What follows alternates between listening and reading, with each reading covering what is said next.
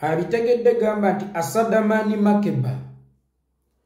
muganda wange Sadamani Makeba ogamba otya nsuubire nti embeera ekutwala malidaadi sana alhamdulillah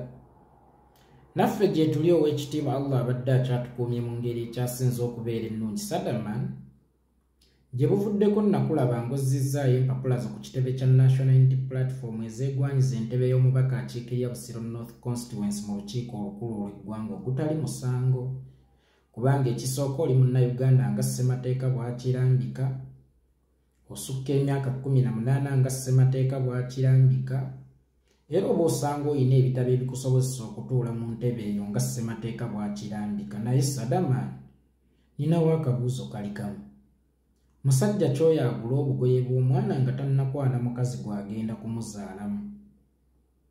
nga tonnajja ku kitebe kya National Unity Platform kusaba kaadi kukiikirira Busiro North Constituency mu lukiiko olukulu olw'eggwanga n'alirowoozezza nti wali osooka mu constituency ekyo twasobola okukyandastandinga kubanga twaligambye nti omwana abadde mitala w'amayanja gy'abadde akakkalabiza obudde abadde talina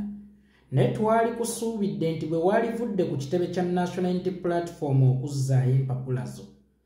walidduse misinde okugenda mu constituency gy'oyagala okukiikirira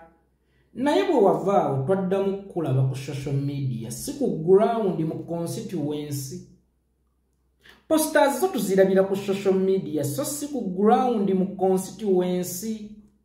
kituvudde tubuuza oli mu byaddala oba oli mu kuzannyamu bw'oba oli mu kuzannyamu kino kyakuzannyiramu kubanga emitendera gyonna omuntu gy'alina okuyitamu okwesimbawo oba ebikolebwa abantu abeesimbyewo ffenna tubimanyi kyenkakasa nti naawe obimanyi bulungi ne bannayuganda babimanyi naye gwe tukulaba oli mungi ku social media tolinnyangako kigere ku ground era sikulabangako ng'oli engaged n'abantu ba constituency be waaliyagadde bakulonde sirabangayo postayo ku ground kebenga eri ku kisenge kebenga eri ku muti gw'amasannyalaze oba ku muti gwonna posters zo zonna nzirabira ku TikTok nzirabira ku Facebook mpoza ebiseera ebisinga ne ku YouTube abange ne mu biseera biri nga social media tennajja ani oyo yali ayagala okwesimbawo ng'olwava ku kitebe kya FDC wadde nga yabadde tannagendako ku ground oba mu constituency gy'ayagala kukiikirira yagenda butereevu ku CBS nga teyagenze mu constituency obanga ne bwe yava ku CBS teyafunawo budda mu constituency nti ye posta ze tuzirabira ku NTV so si mu constituency bannange mmwe temulowooza nti muzannye nnyo abaali temulowooza nti ekintu mukifudde nnyo eky'okuzannyiramu era temulowooza nti ekintu mukijeegudde nnyo kubanga even before okujja ku kitebe kya National Unity Platform n'alirowoozezza nti waali badde ova mu constituency okujja ku kitebe kya National Unity Platform kubanga waali badde era wasoose mu constituency but we understood you maybe tewalina budde bw'ebyo ate era oba osanga wali mupya mu ebyo naye era ennaku z'omaze nga weewandiisizza tonnafunako akuwabula nti tulina okugenda mu constituency tulina okugenda ku ground posters tezirina kubeera ku social media kubanga buno si bululu bwa Mr. TikTok oba Miss TikTok buno bululu obugenda okusuulibwa ku ground mu box era bw'olina okuyegera ku ground nga social media erina kukuyambako buyambi ne ground tagendangayo talinnyangayo kigere naye ate n'abeera discussion sebo naye n'abeera discussion ku ground kwatalinnyangako yadde ekigere mu constituency gyayagala okukiikirira nga ne posters tezimukulemberangako kulinnyayo yadde ekigere ziri kuno ku social media oba ayagala kubeera Mr. TikTok, you never know. Oba MP wa Facebook, you never know. Kyesinategeera ekyo. Nze nganze omuntu omanyize nabagamba siripira simala gabuukira nsooka kwetegereza nsonga nendaba gyevuga egenda ninga onatuvuga alagawa era ninga sekandi mu nkola ya simala googera kintu bakigwawo njagala nnyo okusooka nenkyetegereza nenkiwa obudde bwange nenkitazaama n'ekintu ky'ono nkitazaamye nnyo ng'era bwe mbagambye nti nali ndowooza obudde bwe yali talina okusookera ku kitebe nga tannagenda ku gurawundi nye naali musuubidde nti bwe yabulivudde ku kitebe yaali givuze agendawo ku gurawundi oba mu constituency gyalina kukinya talinnyangayo era ye tafunangako muntu yenna amuwabula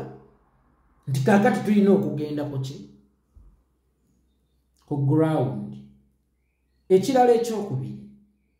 ekifo kyo gwe kyoyagala okuvuganyako ekya Busiro North Constituency temulimu inkambenti wo tonnalagako bantu bunafu bwe naye ate olaga obunafu bwa Namboozi olwono gwoleeta simanyi obaako mukafuna omwana tannalaga inkambenti gwayagala kujjawo bunafu bw'ensi oba abalonzi be abalina okumulonda naye ab'emukono abalaga obunafu bwa Namboozi ng'era abawaanira oyo gwayagala okuleeta sikategeeraako oba kaba kakodyo ki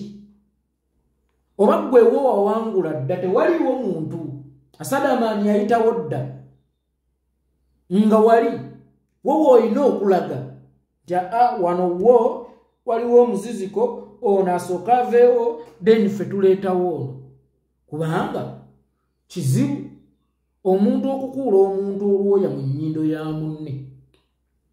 nga tannakuula mu lwe bagamba olw'omu nnyindo olw'ejja wekka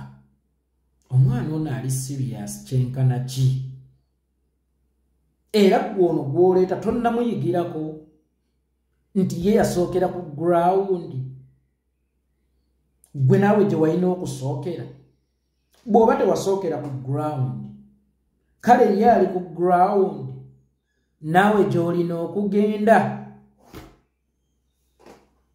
era kijja kitya ayagala okukiikirira Busiro nga konsaani ye muli mukono ate temuli Busiro ng'era n'aliwo mu Busiro inkambenti tamufaako tamwogerako naye ng'ate ayogera ku w'omukono bannange ekigendererwa kyammwe ki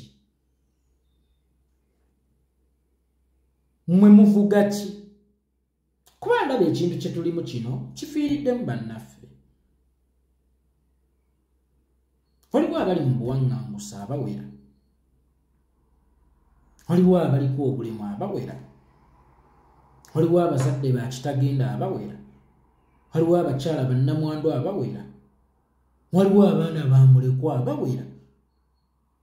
nga ndabanga mmwe mukivuga mu ngeri ate gye sitegeeramu oba n'omuntu yenna ategeera gy'atategeeramu jjukira nze nandirowoozezza nti omuntu yalijja abantu mu constituency ng'abagatta ku kibiina. That's why nabagambye kadi ya Nuupu si erina okukuwa amaanyi naye gwe alina okugiwa amaanyi. Asadamaani Makeba senga tukubuuza abantu b'otujjidde mu constituency bagatta ku kibiina bali bameka era gwe oyinza babala otya mu constituency gy'otatuuka okugenda okupima obuzito bwo.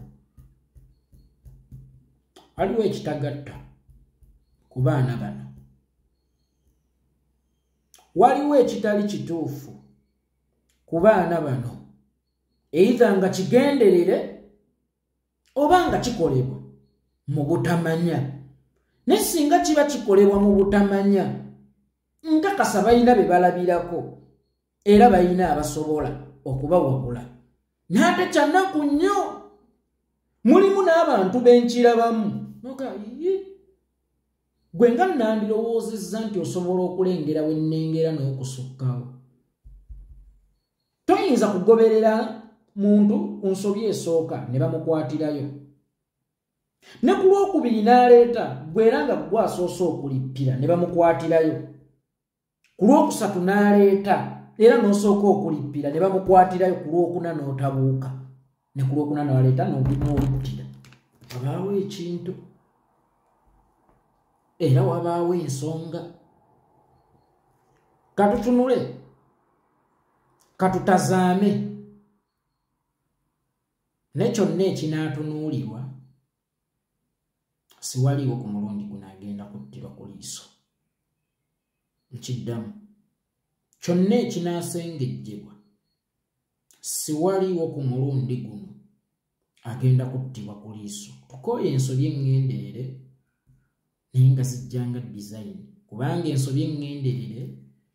zitera okumanyibwa abo ababeera basobezza era ne bazeewala ku mulundi oguddako singa oligoberera omubbi emirundi ena naawe obeera mubbi nze yeekolera tuwonane